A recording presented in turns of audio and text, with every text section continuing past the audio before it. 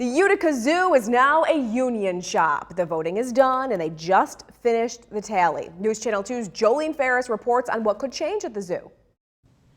Around 24 Utica Zoo workers spent today voting on whether or not to unionize, joining the ranks of the Civil Service Employees Association, or CSEA, with every expectation of passage and every hope for what they're confident would be positive change.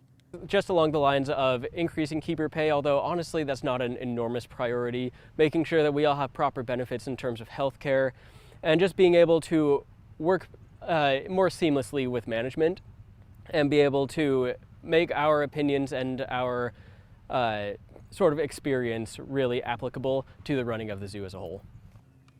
They say their expectations for a union shop aren't lofty, but meaningful, not just to them.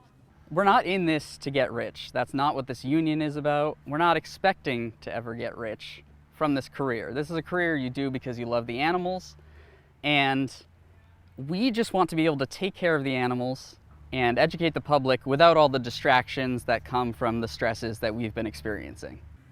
Among those stressors, high turnover among zookeepers. We've had a lot of turnover, and every time a new person comes, that requires weeks of training. It requires time for them to get used to the facility, and it requires just time for them to integrate into the team while we learn how each other works.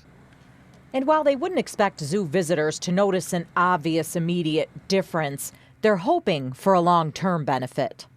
I'm hoping that this is going to be sort of a long-term prosperity benefit for the zoo, in that we're going to have happier workers who are able to do a better job and have the support they need to do that job. And that's going to translate into the betterment of the zoo as a whole.